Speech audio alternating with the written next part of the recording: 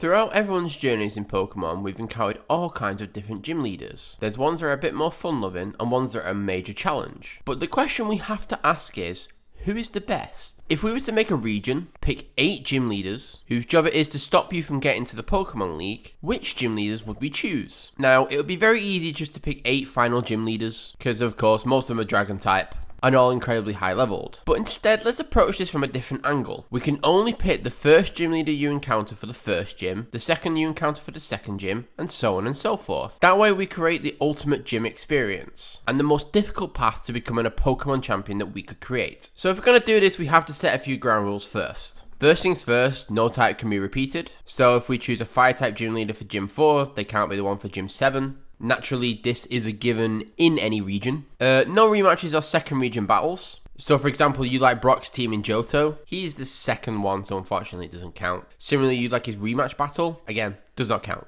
Teams used in remakes, if they fall in line with being Gym 5, etc., that's fine. So say Blaine's gym in Fire Red Leaf Green is more of a challenge than the one in Red and Blue. That's fine. At the end of the day, it's still the 7th gym, it's just a remake of it. I don't feel necessarily counting the levels of Pokemon at that set time are correct either, because by the time you get to the final gym in every region, it's completely different depending on the region that's set out. For example, in Heart Gold and Soul Silver, the final gym leader Claire has the highest level of 41, but Volkner in Platinum, the lowest is 46. The levels would have to match the region that we're currently in order to correctly fit the challenge that the region presents. Similarly, this means that move pools might be changed depending on the battle. Also, Sun and Moon work differently due to the fact there's no actual gym leaders. There's all the trials and the trial captains instead of gyms. As such, I'm not going to count them for this video. That's no disrespect to Sun and Moon, I actually quite like them as games, I just feel it's its own different entity. Okay, let's get started. So we're starting off a region, we need a really good strong base in order to make it a challenge. We need to set the tone going forward that this isn't going to be any normal region. You're not going to pick a starter and then go absolutely demolish the first gym. No, that's not happening here. So when you think of first gyms, what's the first one that you think of as a challenge? For me personally, the first gym drawn to is the first gym in Black and White. Gym 1 in Black and White features a unique gimmick that depends on the starter that you have chosen. So if you've chosen the fire type, you will then face Cress, who has a water type Panpour. If you had chosen the water type starter, you will face Sillin, who has the grass type Pansage. And if you chose the grass type starter, you will face Chiller, who will naturally have the fire type Pansear. That's an automatic type disadvantage with a strong move against you regardless of what you choose. Some people may think, oh, this wasn't a particular challenge, but something that Black and White does to help you out is it makes the elemental monkey that helps you available just outside of the city. So for example, say you chose the fire type, you'll be facing off against Cress, who has the water one Panpour, but then you'll end up getting Pansage just outside. And naturally, that'll help you get through the challenge. We are definitely not going to do that. We want to make sure that it's as strong a challenge as possible. And having an automatic type disadvantage is already going to be a problem for you as you start. There is a slight issue, however, with choosing this gym. On a technicality, this rules out 3 types at once. I know they start off with a normal type to begin with, but because they all have an elemental monkey, that means that that gym classifies as that type. And if we choose the first gym in Black and White, it automatically rules out fire, grass and water. Do we really want 3 main types ruled out right at the beginning? At the end of the day, we've got to try and build a strong challenge, and 3 massive types like that taken out at the beginning could cause an issue, especially if we find that in Gym 7 is a perfect one for us. So before we make a decision, let's look at the other options. Charon from Black and White 2, who is your former rival, is a worthy foe. It's a very good introductory to the potential success of using power-up moves. Charon's team is based around the move workup. It's a nice introductory to new players of how successful using power-up moves could be. If you let him get up steam too quickly, he will smash through your entire team. Rock is a very common type for the first gyms as well. If you think back to Generation 1, Generation 3, and Generation 4, all start with a Rock type. Rock uses a Cranidos, which is hard hitting. Roxanne uses a Nose Pass, which is a very good wall. Brock, generally depends. Another actual good option is our resident cheater Faulkner. Mr. Game Shark himself has a stage 2 bird to start off with. In fact, is it his dad that gives him the cheats? I can't remember the exact conversation, but I'm sure that he says that his dad gave it him because he's a new gym leader. Regardless, having Mr. Game Shark himself in our team could be beneficial because we already have a cheat code. Faulkner uses a level 9 Pidgeotto. It's quite fast and uses the move Sand Attack. Well, actually both of them do. With the correct leveling, that could be a real challenge. Spamming Sand Attack after Sand Attack after Sand Attack is definitely going to frustrate you to begin with. But in my opinion, having the automatic type disadvantage to begin in the game is just too good of an option to pass up. When looking at it, the rock types are quite easily blown aside. There is a temptation to either use Cheran or use Faulkner, but unfortunately for Cheran, he has the unfortunate distinction of being a normal type gym leader, and there's a few good normal type gym leaders in Pokemon. And let's set a precedent not to allow cheaters into the mix. Sorry, Faulkner. Now, down the line, this may cause a few issues as it's automatically ruling out 3 types for us. But when thinking of a challenge, it's important to make it as difficult as possible. There will be no elemental monkey available at the player's disposal, which means you go into the first gym with an automatic type disadvantage. Don't think there's going to be any way around that one. So our first gym is going to be the black and white gym. Now, I've already mentioned previously about a strong normal type gym coming down the line, and here's our first one. Once again, going to black and white, Lunora's gym can be quite challenging. The game lures you into a false sense of security by giving her 2 Pokemon available on the first route. The first evolved form of Lillipup Herdia, and the evolved form of Patrat Watchdog. Or is it Watchog? I can't remember. Am I even some sort of Mandela effect? Was it Watchdog or Watchog? I'll have to look in the title. So you may think this is going to be an easy fight, but 2 major problems come their way. Intimidate and Retaliate. The Herdia enters with Intimidate to lower your attack, and if you manage to get past it, automatically enters the Watchog, who uses the move Retaliate. Retaliate doubles in power if it's used in the turn immediately after an ally has fainted. Yeah, that's going to one-shot you. Now, in terms of other second gyms, there's a few decent challenges out there. Misty is a strong trainer having a Starmie, which is basically a special tank. Granted, because it's Psychic type, back in the first generation before the remakes it was even stronger, but even considering that, it could still easily sweep through your entire team, and it automatically makes a contender. I would definitely say Gardenia is the strongest grass type gym out there. Cherrim is a fully evolved Pokemon, Turtwig is a starter, and Roserade is a complete powerhouse. And to face a fully evolved 3-stage Pokemon by Gym 2 is not something to snuff at. But unfortunately, due to the choice of Gym 1, Gardenia and Misty are ruled out as an option. You're now going to quickly see this form. There's going to be a lot of decent type gym leaders that unfortunately we're not going to be able to use because we've already used that type.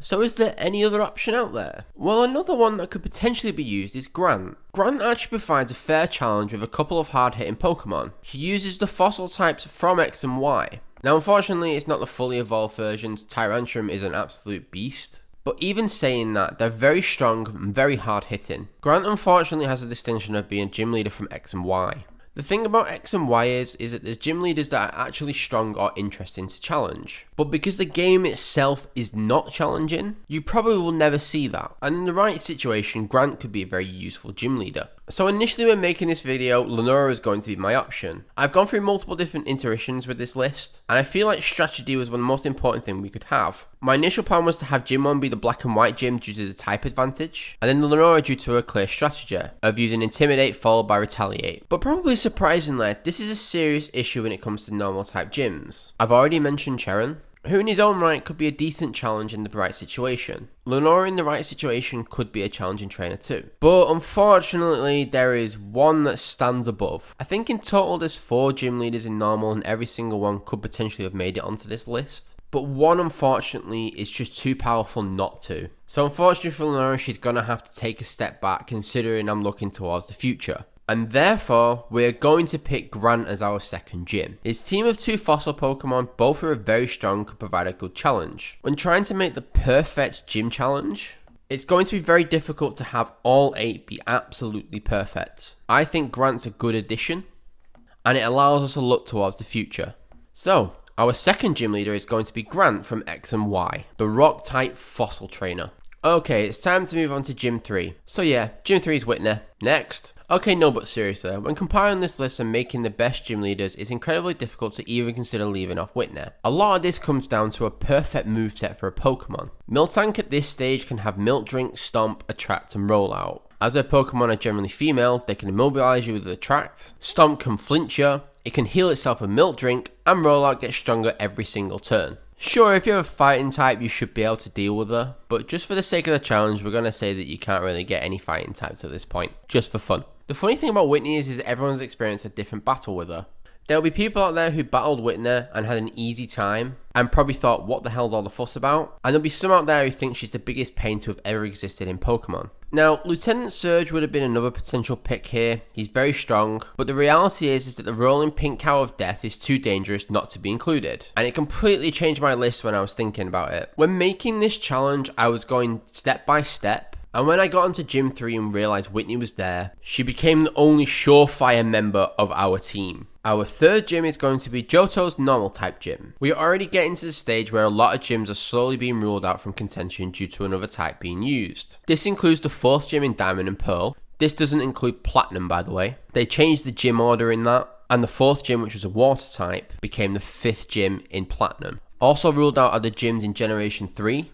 It is a fire type and therefore can't be used. X and Y is also now ruled out, and so is the original fourth gym in red, blue and yellow. I know you can do everything in a different format depending on what you want, but the fourth gym is technically classified as grass and therefore can't be used. That leaves us with only a few options at our disposal. Our first option is Johto's Ekritique gym. This is a ghost type gym that completely revolves around the Gengar line, and I think because it revolves around one particular Pokemon's evolutions, unfortunately rules it out as a challenge, because if you can deal with one, you can deal with all of them. So what are our other options for Gym 4? Well, we've got Bea from Sword and Shield. She uses fighting types that include a Hitmontop, a Surfetch'd, a Machamp. I think, is it a Pangoro as well? I think so. They're all very strong and hard hitting. And then our other option is Elisa from Black and White. Elisa's team revolves around using the move Volt Switch, allowing her to switch to Pokemon whenever she would like to do so. Now, which of these two gyms should we choose? Well, the unfortunate thing for Bea is that flying types are just too overly abundant in Pokemon. Similarly, so is flying type moves. If you had one psychic Pokemon, you could automatically take them all out as well. Special defense isn't really a fighting type's best strength. But whereas Elisa has some form of strategy to her, she can use Volt Switch to get Zebstrika out of the firing line. So for example, you're about to use the move Earthquake, but Zebstrika's faster. She uses Volt Switch in order to get her Emolgas in, all who are flying types, so therefore ground type doesn't hit them. Elisa does change her team in Black and White too. She replaces one of the Emolgas with a Fluffer, but I feel with Emolga and Zebstrika she could be quite irritating. For some gyms in this challenge, it's going to be what can we cause the most frustration with. Yeah, sure, it'd be great to have a Miltank that would demolish the player at any given opportunity, but past that point, what can we use in order to make it difficult or frustrating? And I feel of all the options that we've got to choose from in Gym 4, Elisa's is going to be the most frustrating. It is a close one. I quite like Bea's gym, especially how hard hitting it is, and also having a Machamp is always good, especially when we're only at the fourth gym. It's a close one, but our fourth gym is going to be Elisa from Black and White. As we are slowly deciding more and more, the amount of types we have to work with are slowly diminishing. Now that we're on Gym 5, unfortunately no Norman from Generation 3. Granted, I feel like you can work around the slacking anyway. Having the ability Troon is the worst one in the entire game. And another one taken out the running now is Clement from X and Y, because we've just chosen an electric type gym. So what option do we go for with Gym 5? Chuck from Gold and Silver isn't particularly a good option. He only has 2 Pokemon, and by the 5th gym that's not good enough. Again, there's always going to be an overabundance of flying types or flying type moves, and you can sweep him aside with generally not much issue. A few options available include Koga from the original generation. His team features 2 Koffing, a Weezing, and a Muk. Koga has the potential to be incredibly frustrating, with moves like Minimize and Smokescreen to affect your ability to hit an attack, followed by a good old Toxic Spam, and the ability to just, explode on command. Makes Koga a fun challenge. Yeah, for some it might be a bit easier, but a couple of Minimizes, a couple of Smokescreens, and you're in a serious situation. Clay would also be a viable option, especially considering he has an Exegel, which is arguably the most broken Pokemon within Black and White. The unfortunate thing for Clay is that the rest of his team leaves a lot to be desired. Maybe a fully evolved Crocodile would be able to help. It feels a shame to miss off Clay because Extragel's so powerful, but I think the rest of his team leaves a lot to be desired. Another potential option is Ballalea from Sword and Shield. She sports the Fairy type. This includes the variant region of Weezing, a Mawile, a Togekiss, and is it an Alchemy? I can't remember its name. The Fairy typing is very strong, especially considering the overabundance of really strong Dragon types, and the fact it's the most recent type in Pokemon introduced. So naturally it's going to be bigged up. As we're making this a challenge, however, the opportunity to have Koga is too good. The fact of the matter is, the frustration that he would potentially provide if the player makes the wrong move is definitely too good of an option to skip on. And if all else fails, his Pokemon just explode to take out our problematic Pokemon anyways. Our 5th gym is going to be Koga from Generation 1. Okay, so an initial natural choice for Gym 6 would be Sabrina from the original series. With an Alakazam sporting such a strong moveset alongside her other Pokemon, naturally she would be everyone's go-to pick. There's 2 issues, however, with picking Sabrina. The first problem is that Sabrina probably seems like she's stronger than she actually was. Back in Generation 1, Psychics basically had no sort of weakness. They were the most overpowered type in the entire game. Not only did they not have any real weaknesses, but because criticals were based on speed, Alakazam was so fast, you got wrecked like nobody's business. She's still a challenge, but due to the introduction of a literal new type in order to deal with them, as well as sorting out issues such as ghost and bug type moves, it's not as bad as it originally was. Another problem with picking Sabrina is that it rules out psychic type gyms, and I assure you there's definitely another psychic type gym that needs to be taken into consideration when making a serious and proper Pokemon challenge. So let's look at our other options. In X and Y we do have another potential fairy type gym leader. The gym leaders in X and Y don't really get the credit they probably deserve. There's definitely no hiding that the games are incredibly easy, and unfortunately this means that X and Y gym leaders get lost in the wayside. Any potential fairy type gym leader is a good option just to have because of how strong they are as a type. We can't use Sword and Shield 6 gym due to it being rock and already being used. Byron from Generation 4 isn't particularly a challenge, which is a shame, especially when you consider Platinum, in which there was an improved Sinnoh Dex, and there was more Steel types available. Heck, he has a Magneton, he should at least have a Magnezone. Winona from Generation 3 features 5 Pokemon for a Flying type gym. There's a wide range of types, including Steel Flying, Grass Flying, etc. And her ultimate boss is an Altaria. I personally, however, have never really seen it as a challenge. And unfortunately, Skylar in Generation 5 falls into this category too. And that means we've only got one solution left, and that's Valerie from X and Y. I know for some having 2 gyms so far from that generation is going to be a surprise. But the reality is the gyms in the game suffer because the game is so easy, not because the gyms are necessarily bad. Gym 6 is Valerie from X and Y. So one of the main reasons for taking Sabrina out of the running in the previous one is down to Gym 7 in Hoenn. The unique gimmick of having a gym with double battles, specifically a double battle gym battle, is such a different challenge you have to be prepared for. Factor in that none of their Pokemon can be hit with ground moves, while the Claydol also has Earthquake. All Tate and Liza's Pokemon are generally quite bulky due to them being based around Lunatone and Solrock. Solrock's moveset is also based around fire type attacks as well. It's a challenge that you have to be prepared for because so many things can go wrong within the battle and it can get incredibly frustrating. That being said, let's look at the other viable options in Gym 7s. Ice type is quite a popular type for Gym 7 in Pokemon. Generations 2, 4 and 5 have Ice type trainers for their 7th gyms. I personally feel that Ice type is the worst type in Pokemon. Not really any resistances plus multiple weaknesses. Having all these weaknesses and not many resistances automatically rules them out as a gym leader. X and Y's gym is a little underwhelming with only 3 Pokemon on their team at this point not being good enough and already a much stronger Psychic type gym available. The simple fact is Tate and Liza are the best solution for a challenge. It provides something different and challenging that a trainer will have to face and be prepared for. Our 7th gym is going to be Tate and Liza from Generation 3. Okay, final gym time. And boy do we have some strong gyms to take care of here. We are now entering the realm of Dragon types. Before that though, let's combat the ones we can't use. We can't use Generation 3 and 4 due to Water and Electric already being used respectively. X and Y foregoes using Ice types as Gym 7 and uses it as Gym 8 instead. And as already previously covered, I don't think it's a good enough type to stand by itself, so will be bypassed. Giovanni from Generation 1 is a nostalgia pick, but I don't feel gives enough challenge as a trainer. So instead, it has to be on the Dragon type gym leaders. First option is Claire from Generation 2. Regardless of whether or not she actually gives you the gym badge, her Kindra provides a nice challenge, but having 2 Dragonairs, therefore not being its final evolutions, hinders her ability to be a challenge. It's not the strongest it could potentially be, and clearly there's a way to cheat them. Generation 2 is the generation of cheating. Faulkner cheated to get a Pidgeotto at a low level, and Lance the champion's cheating Dragonites. All he has to do is show her. The second option is either Drayden or Iris, depending on whether you're playing black and white. Drayden and Iris use the same team, but the only difference is the genders of their Pokemon. And this plays a distinction on their Fracture. Their Fracture has the ability Rivalry. Rivalry boosts their attack by 25% if they fight the same gender, but then also decreases it by 25% if they have the opposite gender. Thus, based on statistical possibility, it's better to choose Drayden. This is due to the likelihood that Pokemon are going to be more male than female, such as the starter. Haxorus is a strong challenge, and so is Druddigon, but having a Fracture once again hinders because it's not a final evolution. But the reality is they all pale in comparison to our final gym leader, the rival to the champion, Mr. Cool himself, Raihan, from Sword and Shield.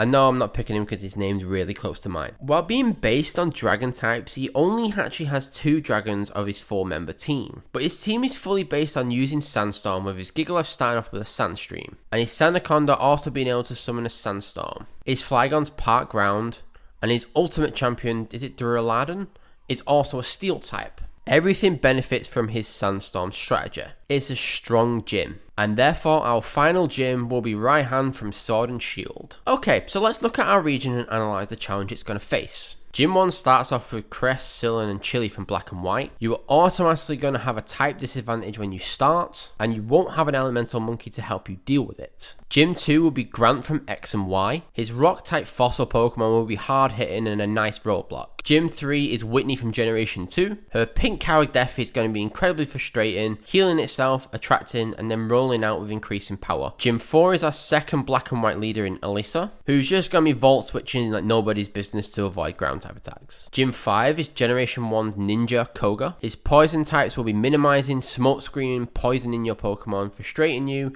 and even if you break through, will then explode in your face. Gym 6 will be our second X and Y leader in Fairy type trainer Valerie. She has a very nice team that's going to be hard hitting and hopefully causing a roadblock. And unlike X and Y, the game won't be as easy, making it a little bit more of a difficult gym. Gym 7 you'll have to compete with Hoenn's twin Psychic type trainers, providing a double battle and strategic planning in order to get through the levitating balls of death. And Gym 8 will be our future champion in making Raihan from Sword and Shield. His Sandstorm and Dragon type team will speed away and knock you down with some hard hitting moves. So in total we have one Generation 1 gym leader, one Generation 2 gym leader, one Generation 3 gym leader, two Generation 5 gym leaders, two Generation 6 gym leaders, and one Generation 8 gym leader, leaving only Generation 7 which doesn't have any gym leaders, and Generation 4 with no representation in our Ultimate Gym Challenge. Which is a shame because I love Gen 4, but what can you do? Let me know what gym leaders you would like to include in your team in the comments below. As it stands of recording, Scarlet and Violet is not out yet, and so this could change going forward. Who knows? If there's any video you'd like to see in the future, let me know, and don't forget to like and subscribe. See you guys.